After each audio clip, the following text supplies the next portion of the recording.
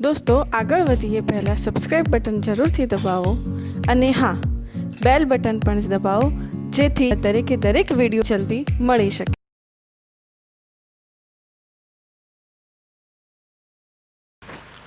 મિત્રો અગાઉ આપણે રાસાયણિક સંયોગીકરણના નિયમો રજૂ કરેલા છે, બરાબર છે। હવે પછીનો આપણો નિયમ નવો છે જે ડાલ્ટનનો પરમાણ્વીય સિદ્ધાંત તરીકે ઓળખાય છે। મિત્રો પોઈન્ટ હું નહોતો જઈ શકે, છતાં આપણે પહેલાં ચર્ચા કરીએ, ધ્યાન રાખજો કે જ્યારે પરમાણુમાં ઇલેક્ટ્રોન, પ્રોટોન, ન્યુટ્રોન આ જે ઘટક કણો છે એની શોધ થઈ ન હતી, ધ્યાન રાખજો, એ વખતે આ સિદ્ધાંત જે છે ડાલ્ટનનો સિદ્ધાંત, પરમાણુ સિદ્ધાંત શોધાયો છે। એટલે એક વસ્તુ ક્લિયર છે કે ડાલ્ટને આ બધું જાણતો નહોતો અને એ વખતે આ સિદ્ધાંત અભિધારણો એને રજૂ કરી છે, ધ્યાન રાખજો। અને અભિધારણાઓને જ આપણે સિદ્ધાંત તરીકે ઓળખીશું, કે અલગ કે એક લીટીમાં સિદ્ધાંત નથી, ધ્યાન રાખજો।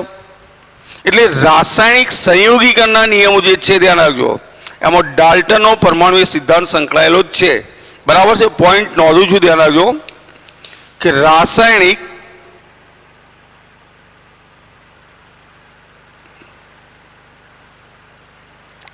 સંયોગીકરણના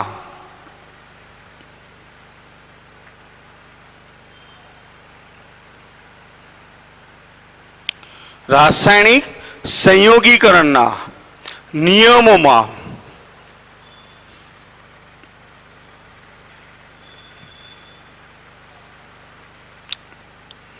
ધ્યાન રાખજો ડાલ્ટનનો પરમાણ્વીય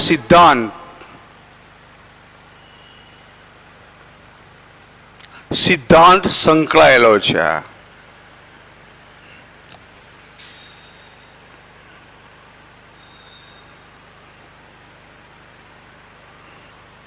બરાબર। રાસાયણિક સંયોગીકરણના જે પણ નિયમ આપણે ભણી ગયા, પછી દ્રવ્ય સંચયનો હોય, ગુણક પ્રમાણનો નિયમ હોય, નિશ્ચિત સંરચનાઓનો હોય, ગેલ્યુસેકનો કે ગમે તે હોય, તો આ બધાની અંદર મુખ્ય નિયમ તરીકે ડાલ્ટનનો જ સિદ્ધાંત સંકળાયેલો છે, બરાબર છે। જ્યારે ધ્યાન રાખજો, હું લખું છું પોઈન્ટ, જ્યારે પરમાણુમાં કયા ઘટકોનો મેં વાત કરી તમને હમણાં જ, રહેલા જે સૂક્ષ્મ કણો, કયા, ધ્યાન રાખજો, રહેલા સૂક્ષ્મ કણો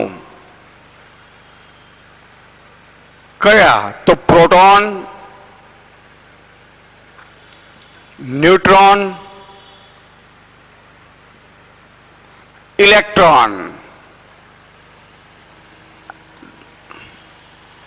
વગેરેની જ્યારે શોધ થઈ ન હતી, ધ્યાન રાખજો, બરાબર છે, વગેરે જે છે એની શોધ થઈ નહોતી,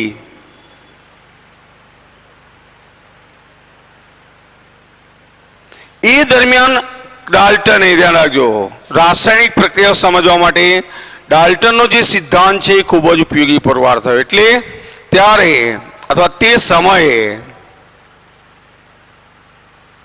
રાસાયણિક પ્રક્રિયાઓ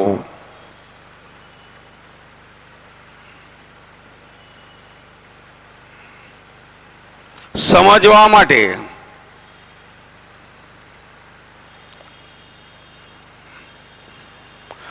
ડાલ્ટનનો સિદ્ધાંત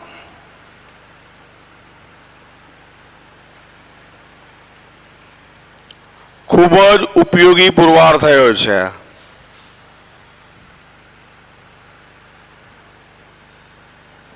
અથવા થયો હતો, ધ્યાન રાખજો મિત્રો। પોઈન્ટ ટુ પોઈન્ટ ક્રમશઃ વસ્તુ સમજો કે રાસાયણિક સંયોગીકરણના નિયમમાં સૌથી જો મહત્વનો ભાગ ભજવ્યો હોય તો એ ડાલ્ટને ભજવેલો છે। કોને ભજવ્યો છે? ડાલ્ટને, ધ્યાન રાખજો। અને એટલે જ આપણે સ્પષ્ટ લખ્યું છે કે આ ડાલ્ટનનો પરમાણુ સિદ્ધાંત ખૂબ અગત્યનો છે। હવે પરમાણુમાં રહેલા જ્યારે સૂક્ષ્મ કણો કયા? પ્રોટોન છે, ન્યુટ્રોન છે, ઇલેક્ટ્રોન છે। આ બધાની શોધ થઈ ન હતી ત્યારે રાસાયણિક પ્રક્રિયાઓ સમજવા માટે ડાલ્ટનનો સિદ્ધાંત ખૂબ જ ઉપયોગી પુરવાર થયો. બરાબર છે. એને શું કર્યું તો એને એક જર્નલ પ્રકાશિત કરી 1808માં. ધ્યાન રાખજો, 1808માં ડાલ્ટને a new system of chemical philosophy, ધ્યાન રાખજો, ઈસવીસન 1808માં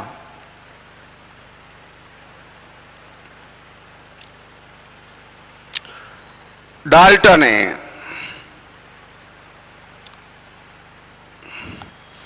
હું લખું છું શબ્દો ધ્યાન રાખજો, a new system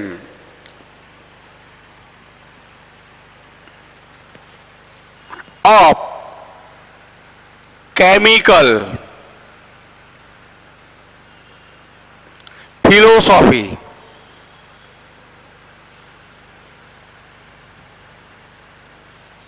A new system of chemical philosophy એટલે કે રાસાયણિક તત્વ વિજ્ઞાન, જે તત્વજ્ઞાન છે એની શાખા એક પ્રકાશિત કરી. ધ્યાન રાખજો, જેનું ગુજરાતીના અહીંયા અમે અંગ્રેજી શબ્દ વાપર્યું છે. ધ્યાન રાખજો મિત્રો, આપણે ગુજરાતીમાં લખું છું પછી.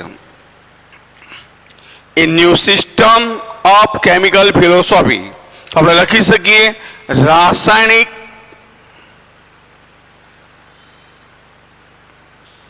તત્વ વિજ્ઞાન અથવા તત્વજ્ઞાન ની જે શાખા છે. બરાબર છે. આ જે શાખા છે અથવા તત્વજ્ઞાનની જે નવી પદ્ધતિ, સિસ્ટમ એટલે પદ્ધતિમાં લખી છે, નવી પદ્ધતિ, ધ્યાન રાખજો, આ આખી એક જર્નલ પ્રકાશિત કર્યું અને આની અંદર એ સ્પષ્ટ લખ્યું. ધ્યાન રાખજો, આ જે છે પ્રકાશિત કરેલી છે અને એમાં એને પરમાણુ માટે કેટલીક ધારણાઓ લીધી, અભિધારણાઓ લીધી, સંયોજન બનવા માટે કેટલીક અભિધારણાઓ લીધી. ધ્યાન રાખજો, અને એટલે એ ડાલ્ટનને પરમાણુ સિદ્ધાંતની અભિધારણાઓ તરીકે ઓળખાય. બરાબર છે. આ પ્રકાશિત કરેલી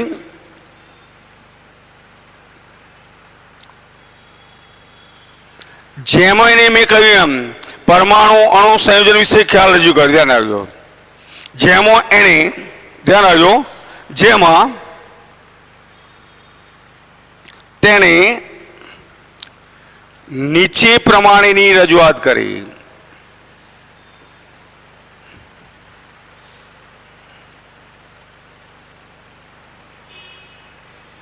જે ડાલ્ટનના પરમાણુય સિદ્ધાંતની,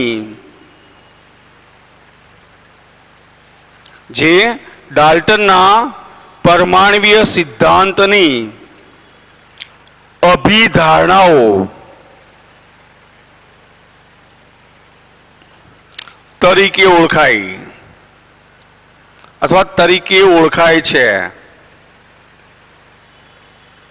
બરાબર. આ અભિધારણાઓ ક્રમશઃ એક પછી લખું છું, ધ્યાન રાખજો, આ અભિધારણાઓ નીચે મુજબ છે.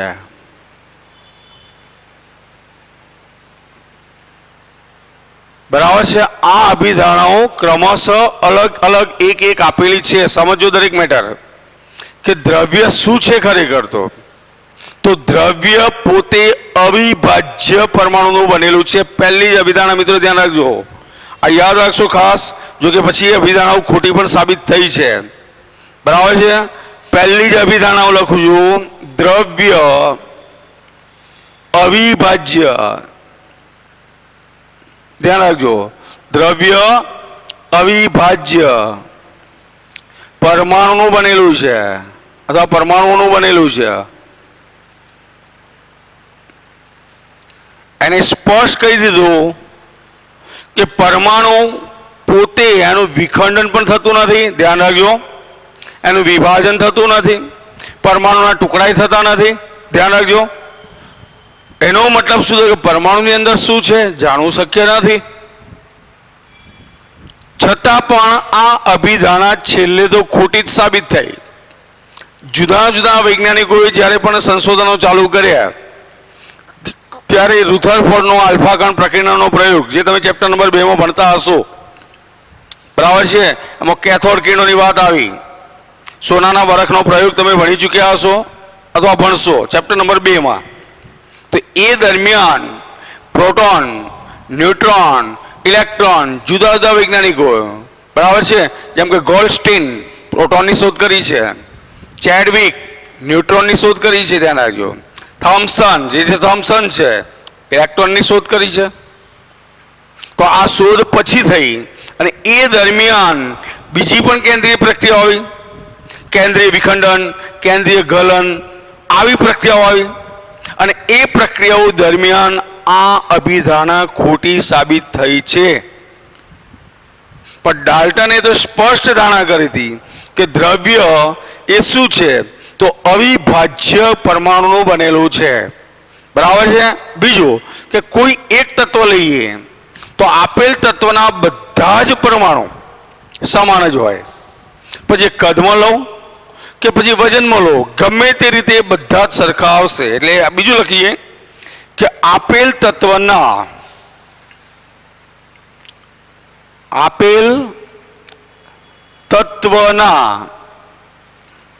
બધા જ પરમાણુઓ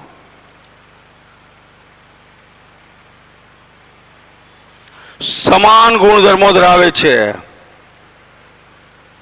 સમાન ગુણધર્મો ધરાવે છે,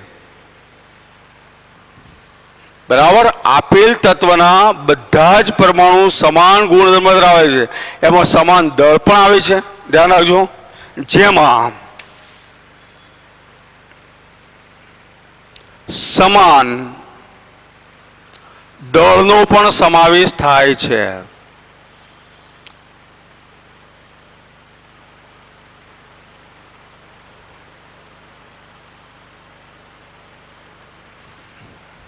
જેમાં શું થાય છે, સમાન દળનો પણ સમાવેશ થાય છે. પણ એક જ તત્વની વાત કરું, હા, કોઈ આપેલ તત્વ જેમ કે સોનું લો તો સોનાના બધા જ પરમાણુ એક સમાન હોય, પછી એની સરખામણી લોખંડ સાથે નહીં કરવાની. લોખંડની વાત કરીએ લોખંડના જ પરમાણુની સરખામણી હોય, એફીના જ હોય, સિલ્વર લે તો સિલ્વરના જ હોય, ધ્યાન રાખજો, મેગ્નેશિયમ લે તો મેગ્નેશિયમના જ હોય, બરાબર છે. કોપર તો બધા કોપરના જ જોવાના. એટલે સીધી વાત છે કે આપેલ તત્વના બધા જ પરમાણુઓ સમાન ગુણધર્મો ધરાવે છે, જેમાં સમાન દળનો પણ સમાવેશ થાય છે, બરાબર છે. બીજું કે જુદા જુદા તત્વના પરમાણુના દળ પાછા કેવા હોય, જુદા જુદા. એટલે આપણે એ પણ દર્શાવીશું કે જુદા જુદા તત્વના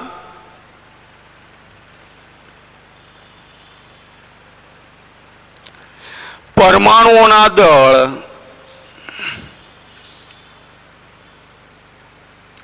જુદા જુદા હોય છે.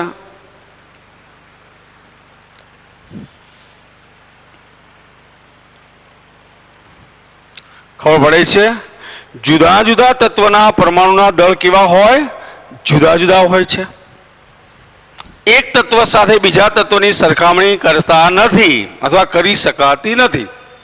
આ અભિધારણા નંબર 2, ધ્યાન રાખજો, બરાબર છે. નંબર 3 આપણે ભણી છે, ધ્યાન રાખજો કે જ્યારે જુદા જુદા તત્વના પરમાણુઓ સંયોજનની વાત કરી છે, ધ્યાન રાખજો. તો હવે ત્રીજી મહત્વની બાબત, આ બે રહેવા દઉં છું એટલે ધ્યાન રાખજો.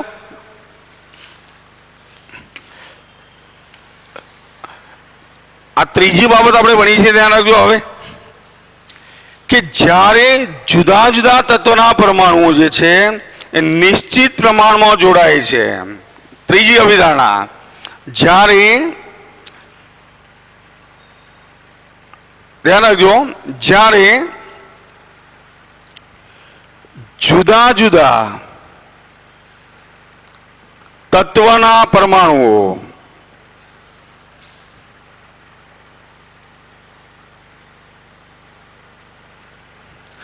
નિશ્ચિત પ્રમાણમાં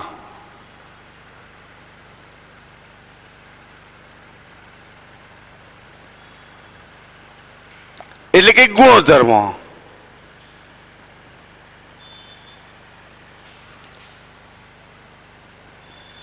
જોડાય છે ત્યારે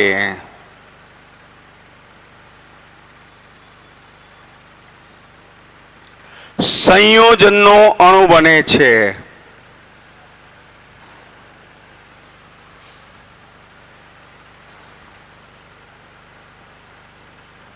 જ્યારે જુદા જુદા તત્વના પરમાણુઓ નિશ્ચિત પ્રમાણમાં જોડાય છે ત્યારે કયો અણુ બને છે? સંયોજનનો અણુ બને છે અથવા સંયોજન બને છે. અને એની છેલ્લી અભિધારણા હતી કે રાસાયણિક પ્રક્રિયામાં શું થાય? કોઈ પ્રક્રિયક છે, સામે નિપજ બની તો એનાથી શું થાય? પરમાણુનો નાશ પણ નથી થતો, એનું સર્જન પણ નથી થતું, ખાલી ફેર ગોઠવણી જ થાય છે. અને એટલે છેલ્લી અભિધારણા આપણે લખીએ છીએ, ધ્યાન રાખજો કે રાસાયણિક પ્રક્રિયાઓમાં, ધ્યાન રાખજો, નંબર 4, રાસાયણિક પ્રક્રિયાઓમાં પરમાણુઓની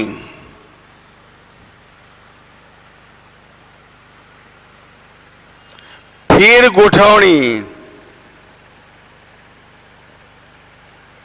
નો સમાવેશ થાય અથવા ફેર ગોઠવણી શક્ય છે. ધ્યાન રાખજો, કોઈ પણ રાસાયણિક પ્રક્રિયા હોય તો પરમાણુની ફેર ગોઠવણી શક્ય છે, પરંતુ શું શક્ય નથી? મેં સ્પષ્ટ કહ્યું કે રાસાયણિક પ્રક્રિયા દરમિયાન પરમાણુ ઉત્પન્ન પણ કરી શકાતો નથી. ધ્યાન રાખજો, પરંતુ રાસાયણિક પ્રક્રિયા દરમિયાન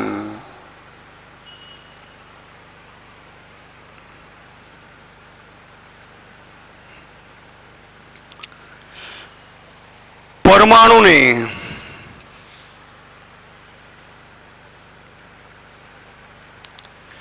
ઉત્પન્ન પણ કરી શકાતો નથી,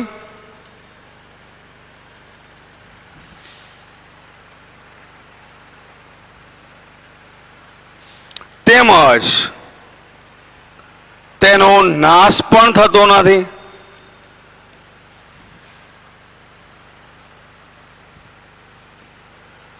આ છેલ્લી મહત્વની અભિધારણા એને કરી કે રાસાયણિક પ્રક્રિયાઓ કોઈ પણ આપણે દર્શાવીએ તો પરમાણુની ફેર ગોઠવણી શક્ય છે. ધ્યાન રાખજો, મતલબ કોઈ એક સાદું ઉદાહરણ લઉં તમને, ધ્યાન રાખજો. દાખલા તરીકે તમારી જોડે મિથેન છે, સમજો બરાબર, CH4, એનું દહન હવાની હાજરીમાં કર્યું, બરાબર છે, તો કાર્બન ડાયોક્સાઇડ વત્તા પાણી બન્યું, સમજો બરાબર. તો સીધી વાત છે કે તમારી જોડે પ્રક્રિયા દરમિયાન હાઇડ્રોજન 2 છે, અરે 4 હાઇડ્રોજન તો છેલ્લે 4 જ રહેશે. એ ગમે તે સ્વરૂપમાં હશે, જેમ કે કાર્બન સાથેના હાઇડ્રોજન હતા એ હાઇડ્રોજન સાથે ઓક્સિજન સાથે થઈ ગયા. બેલેન્સ કરી જઈએ આપણે પ્રક્રિયાને, તો ધ્યાન રાખજો અહીંયા ઓક્સિજન 4 થયા, આ 4 જ રહેશે. કાર્બન 1 છે, 1 જ રહેશે. મતલબ કાર્બન જેટલા પ્રક્રિયાની ડાબી બાજુ છે એટલા જ જમણી બાજુ આવવાના ને આવવાના. એ ગમે તે સંયોજનના ભેગા હશે, પણ હશે તો એટલા ને એટલા જ.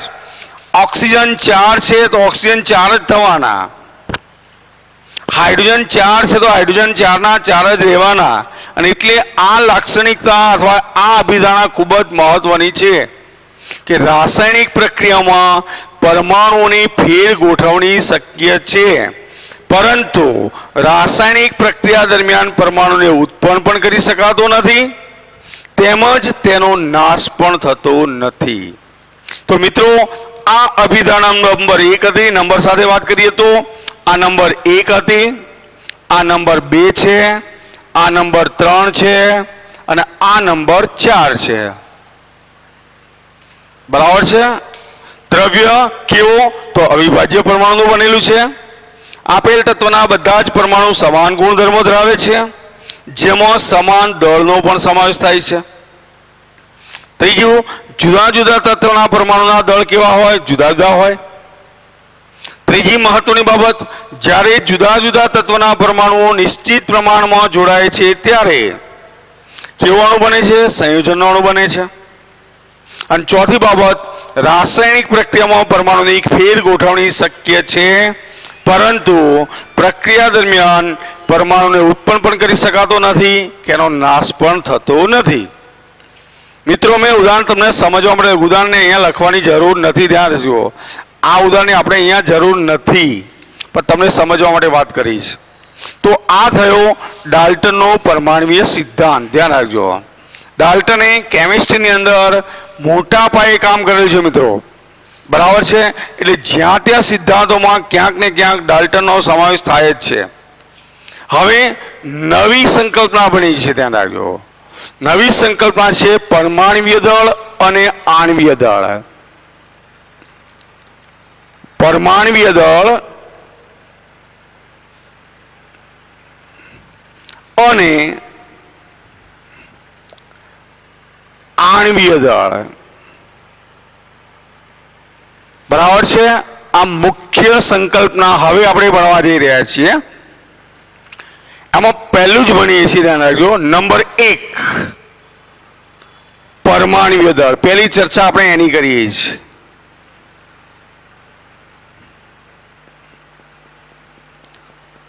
મિત્રો હમણાં જ આપણે વાત કરી કે ડાલ્ટનના પરમાણુ સિદ્ધાંતમાં પહેલું જ શું હતું કે દરેક તત્વના પરમાણુ જે છે, બરાબર છે, સમાન ગુણધર્મ ધરાવે છે. મતલબ દળ પણ નિશ્ચિત હોય. સમાન દળ છે એનો મતલબ નિશ્ચિત તો છે જ. એટલે દળ નિશ્ચિત છે ને એ દળને જ આપણે પરમાણુય દળ તરીકે ઓળખીએ છીએ. એટલે મહત્વની બાબત છે, ધ્યાન રાખજો કે ડાલ્ટનના પરમાણુ સિદ્ધાંત પ્રમાણે, ધ્યાન રાખજો, દરેક તત્વના પરમાણુને નિશ્ચિત દળ હોય છે. લાક્ષણિકતાઓ લખતો જોઉં છું, સમજાવતો જોઉં છું. ડાલ્ટનના પરમાણુય સિદ્ધાંત પ્રમાણે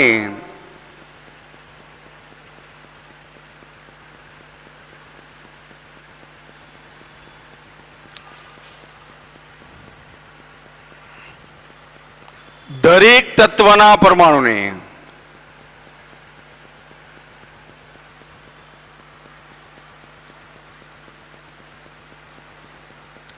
નિશ્ચિત દળ હોય છે.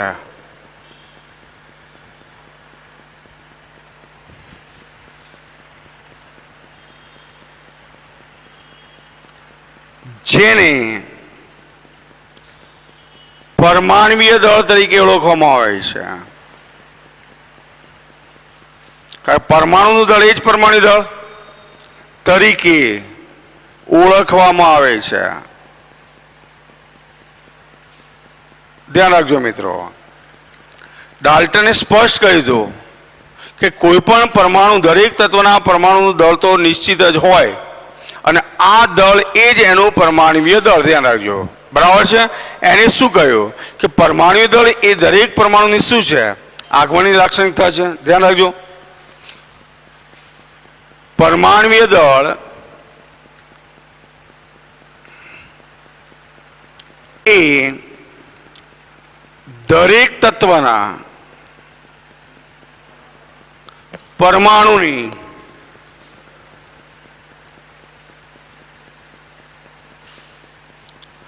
આગવી લાક્ષણિકતા છે.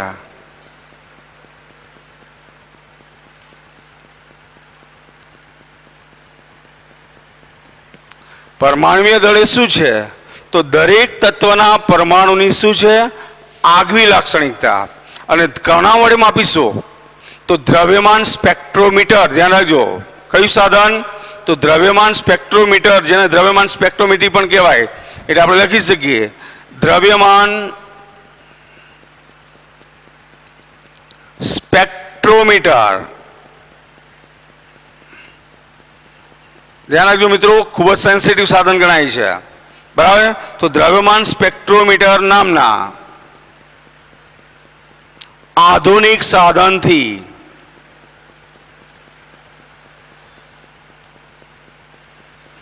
પરમાણુય દળનો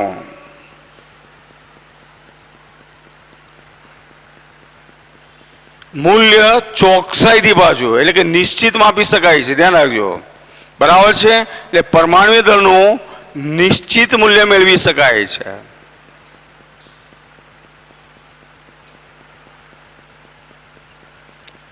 અને આના માટે શું કર્યું છે? ધ્યાન રાખજો, IUPAC, જેને આપણે international union of pure and applied chemistry, અને બીજું IUPAP, international union of pure and applied physics, ધ્યાન રાખજો, આ બે સંસ્થાઓ છે, ધ્યાન રાખજો.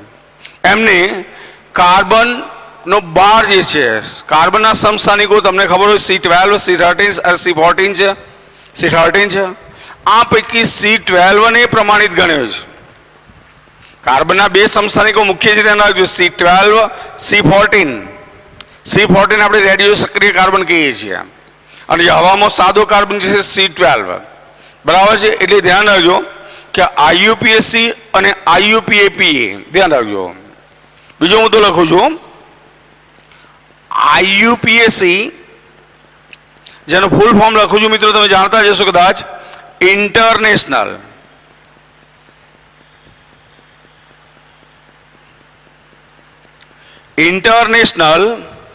Union of pure and applied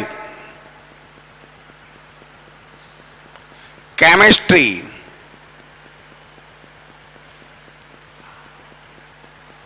અને IUPAC.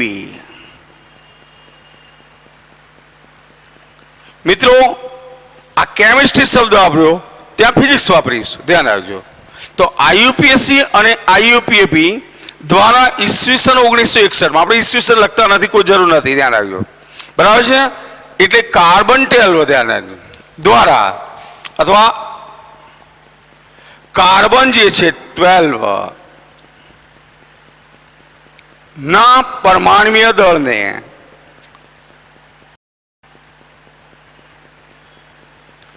પ્રમાણિત ગણીને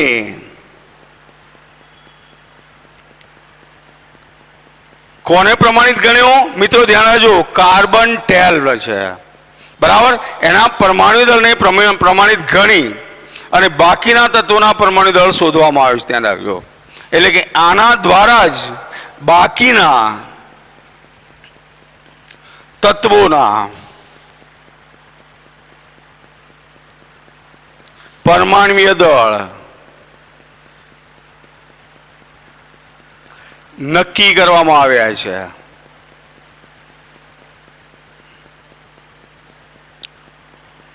મિત્રો ઉપરના બે મુદ્દા કરતા મહત્વનો છે, ધ્યાન રાખજો, એમાં અલગ કલરથી લખ્યું છે, એટલા માટે અલગ પેનનો ઉપયોગ કર્યો છે કે IUPAC અને IUPAC દ્વારા કાર્બન 12 જે છે, કાર્બનના સમસ્થાનિકો પૈકીનો એક, એટલે C12, ધ્યાન રાખજો. એટલે આપણે લખી શકીએ છીએ કાર્બનના સમસ્થાનિકો પૈકીનો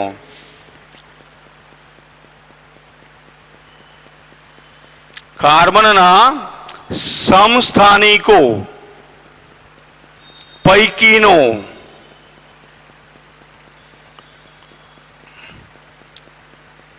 એક C12 છે, ધ્યાન રાખજો. ઉપર લખીએ પરમાણુ દળ લખાય, નીચે લખીએ પરમાણુ ક્રમાંક લખીએ, મિત્રો ધ્યાન રાખજો. C12 છે, જેને પ્રમાણિત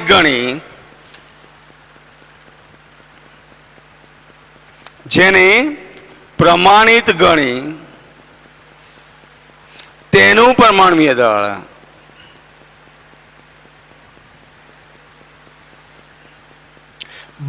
AMU. AMU मतलब एटॉमिक मास यूनिट. 12 AMU સ્વીકારવામાં આવ્યું છે, ધ્યાન રાખજો, સ્વીકારવામાં આવ્યું છે.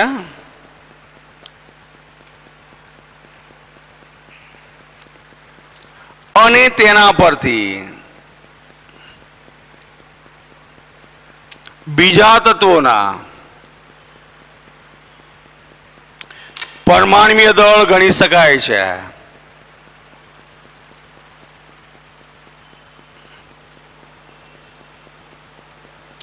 કેવી રીતે સમજો મિત્રો, જેમ કે હાઇડ્રોજનની વાત કરીએ તો કાર્બન કરતા હાઇડ્રોજન કેટલા ગણો ભારે, હું બોલું છું શબ્દો બરાબર સમજો, તો 1/12 ગણો, એટલે 12મા ભાગનું વજન હાઇડ્રોજનનું થયું, તો હાઇડ્રોજનનું પરમાણુ દળ તમે કેટલું ગણશો? 1. ખબર પડે છે? હાઇડ્રોજન એ કાર્બન કરતા 12મા ભાગનું દળ ધરાવે છે. હવે કાર્બનનું જો આપણે 12 ગણતા હોય, કેટલું ગણીએ છીએ? ધ્યાન રાખજો, પ્રમાણ ગણી અને પરમાણુ દળ 12 એમ ગણ્યું છે તો સીધી વાત છે કે હાઇડ્રોજનનું કેટલું ગણાશે? 1.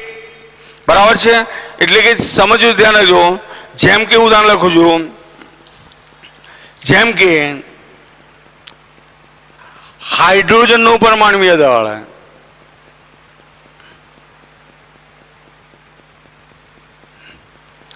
C12 કરતા, બરાબર છે, તો આમ લખું તો ચાલશે, C12 કરતા 1/12 ગણું છે, મતલબ 12મા ઘણ ભાગનું છે. એટલે હાઇડ્રોજનનું પરમાણુ દળ કેટલું થાય મિત્રો? કેટલું થશે હાઇડ્રોજનનું પરમાણુ દળ? 1 AMU. બરાબર છે? હવે 1 AMU કેમ લાવે એની ગણતરી સમજો. કારણ કે હાઇડ્રોજનના એક પરમાણુનું દળ તો ગણીએ આપણે દ્રવ્યમાન સ્પેક્ટ્રોમીટરની મદદથી, અને પછી એના 1 મોલ જથ્થાનું દળ ગણતરીમાં લેવાય છે. ધ્યાન રાખજો, એ પછીની વાત કરીશું. પણ પહેલા આપણે વિચારી કરી, ધ્યાન રાખજો, કે પરમાણુ દળ માટે જરૂરી નથી કે પરમાણુ દળ માટે એટોમિક માસ યુનિટ AMU નહીં, હાલમાં યુનિફાઈડ માસ. ધ્યાન રાખજો, એટલે બીજો એકમ પણ આપણે લખીએ છીએ. ધ્યાન રાખજો, એટલે ઘણીવાર તમને પરમાણુ દળનો એકમ પાછળ U લખેલો હોય અથવા ઘણીવાર AMU પણ લખેલો હોઈ શકે છે. ધ્યાન રાખજો, એટલે કે પરમાણુ દળને હાલમાં પરમાણુય દળને હાલમાં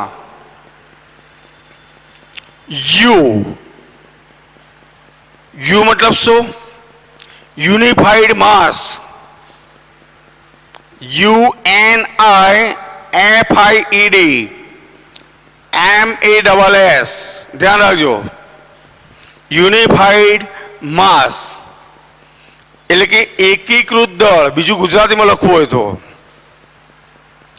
એકીકૃત દળ એટલે U બોલીશું. ધ્યાન રાખજો, બરાબર છે? તરીકે પણ દર્શાવાય છે. મેં વારંવાર કહ્યું છે મિત્રો, ધ્યાન રાખજો કે AMU ની જગ્યાએ U તરીકે પણ દર્શાવાય છે.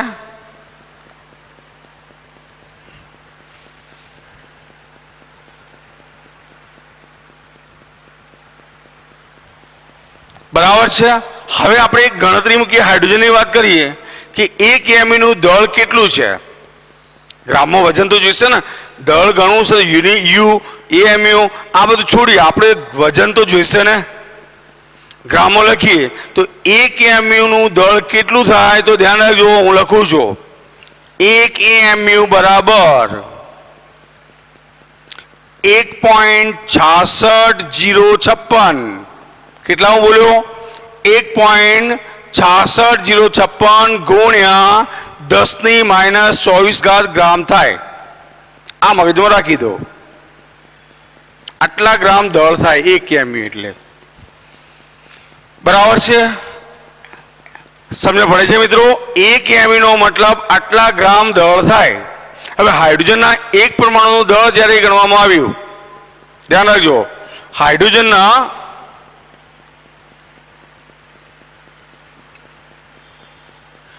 એક પરમાણુનું દળ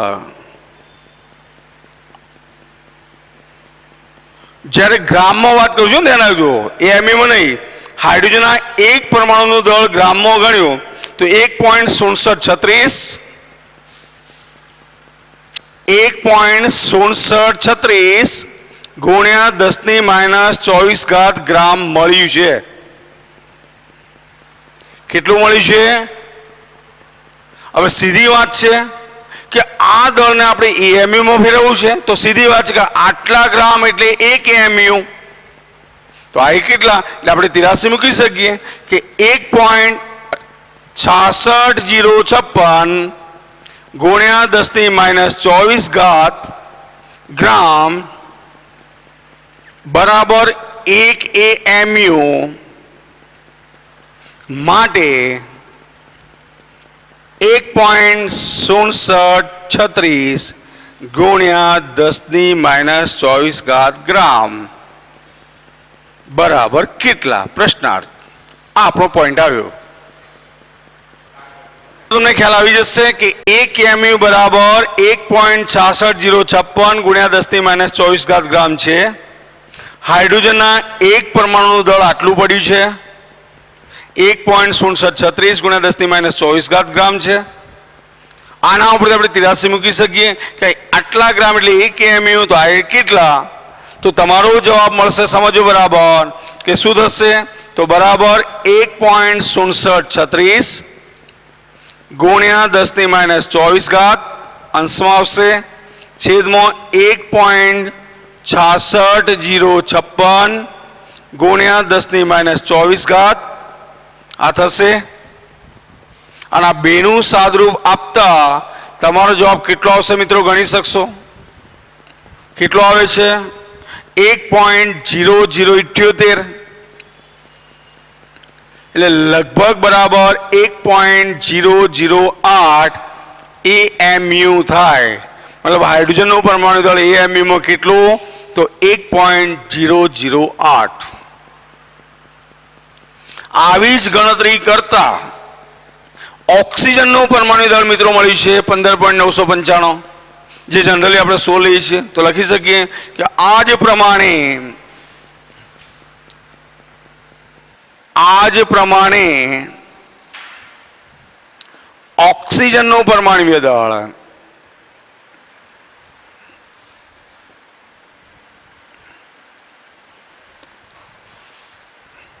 બરાબર 15.995 છે યુ અથવા AMU, એટલે કે લગભગ બરાબર 16 લઈએ છીએ 16.00 AMU.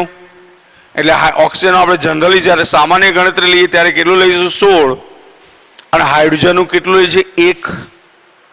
મિત્રો હવે આપણે આવર્ત કોષ્ટક ભણી ગયા, તમે પરમાણુ દળ તમે જાણો છો, એટલે જાણી જોઈને તમને માનો કે આવો પ્રશ્ન પૂછ્યો સમજો બરાબર સમજો. જે કહી રહ્યો છે કે તમારી પાસે આવી મેટર છે કે નાઇટ્રોજનના એક પરમાણુનું દળ કેટલું થાય, આવો પ્રશ્ન તમને પૂછ્યો.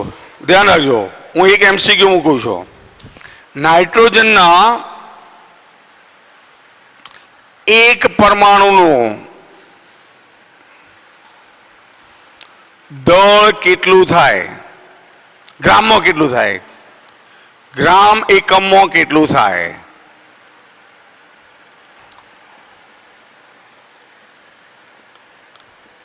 બરાબર, આ પ્રશ્ન તમારી પાસે છે.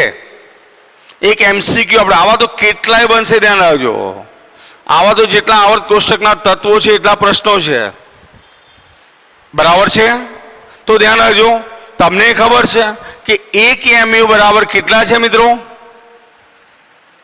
તો 1.6656 ગુણ્યા 10⁻24 ગ્રામ છે. બરાબર છે, ગ્રામ છે. હવે સીધી વાત છે કે નાઇટ્રોજનનું પરમાણુ દળ તમે જાણતા જ હશો. હવે કેટલું છે? 14 છે કે નહીં? તો 14 AMU કેટલા? બરાબર છે, તો માટે લખી શકીએ 14 AMU બરાબર કેટલા? તો સીધું સાદુરૂપ મિત્રો આપી શકશો 14 ગુણ્યા 1.6656 ગુણ્યા 10⁻24 ગ્રામ, જે આવે તમારો જવાબ. માનો કે સલ્ફરનું પૂછે કે સલ્ફરના એક પરમાણુ દળ કેટલું છે, તો સલ્ફર માટે S બરાબર કેટલો લઈશો? પરમાણુ દળ કેટલું સલ્ફરનું? 32 છે, તો 32 AMU બરાબર કેટલા? ફ્લોરિન પૂછ્યું 19 લઈ લેવાના, ખબર પડી છે. સોડિયમ પૂછે 23 લઈ લો. આવા કોઈ પણ MCQ પ્રકારના જે પ્રશ્નો છે મિત્રો એ આ પ્રકારે સોલ્વ કરી શકીશું. એટલે એક જનરલ પ્રશ્ન મેં લખ્યો છે, નાઇટ્રોજનનું ઉદાહરણ લઈને ધ્યાન રાખજો. આવા તો કેટલાય તત્વો આવવાના. આવર્ત કોષ્ટકમાં અત્યારે તમે જોઈ જુઓ 117 જેટલા તત્વો છે, નવા શોધાઈ પણ રહ્યા છે. બરાબર છે, તો એ બધા જ તત્વો માટે આવા પ્રશ્નો પૂછી શકાશે મિત્રો. બરાબર, એટલે જો આ કિંમત તમને યાદ હશે, આ તમને ખબર હશે, તો કોઈ પણ તત્વના પરમાણુ દળ ગ્રામમાં તમે આરામથી એક પરમાણુ ધ્યાન રાખજો, એક પરમાણુ દળ તમારે ગ્રામમાં શોધવું હશે તો આરામથી શોધી શકાશે, ધ્યાન રાખજો. થેન્ક યુ મિત્રો. હવે પછીના લેક્ચરમાં આપણે આણ્વિક દળની ચર્ચા કરીશું. ઓકે.